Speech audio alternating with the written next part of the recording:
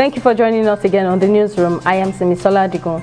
The federal government has begun moves to prevent an industrial action in the country's public universities as the Academic Staff Union of Universities' 3-week deadline ended on Sunday. ASUU had on November 15 given the federal government a 3-week ultimatum over government's failure to meet its demand to be paid 30 billion naira as revitalization fund and 22.1 billion naira earned allowances to university workers. The lecturers, however, threatened to embark on another round of industrial action following the alleged refusal by the government to implement an agreement of the memorandum of action it signed with the union, upon which last year's strike action was suspended. President Muhammadu Buhari's administration has over 60 verifiable projects across the 5 states of the southeast. The Special Assistant to the President on Political Affairs in the Office of the Vice President, Gambo Manzo, made this known on Sunday in Abuja.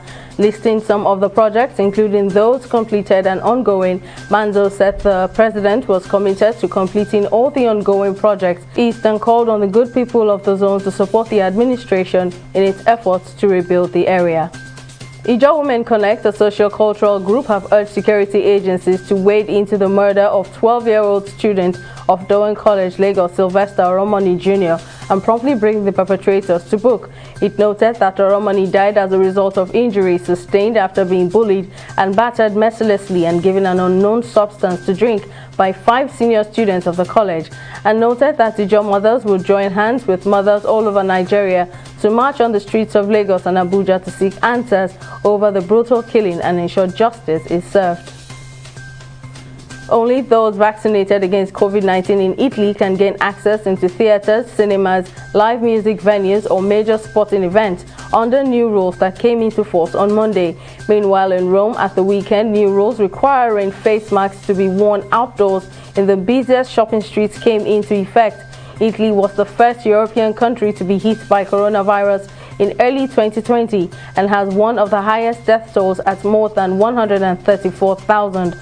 Almost 85% of children over 12 years old have so far been vaccinated, with a booster campaign in full swing and jabs to be made available soon for younger children. The Central Bank of Nigeria, CBN, has expressed its support for the $100 million by the bankers committee meant for the revamping of the National Arts Theatre.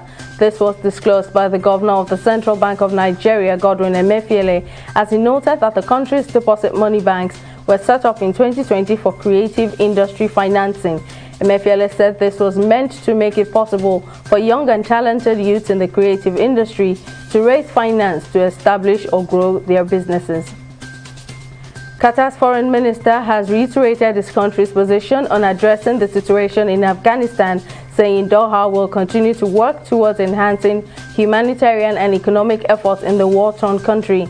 In a joint press conference with his Turkish counterpart in Qatar's capital Doha on Monday, Sheikh Mohammed Al Thani said Qatar will work with Ali, Turkey and Taliban officials to ensure that Kabul's international airport, the site of chaotic scenes over the Taliban takeover, continues to function.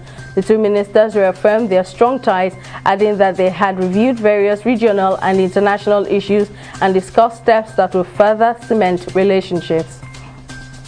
Ex-international Godwin Okpara has urged the Nigerian Football Federation to desist from sacking Super Eagles head coach Gernot Rohr with just 3 months to the final playoff of the 2022 Qatar World Cup qualifiers and forthcoming Africa Cup of Nations AFCON.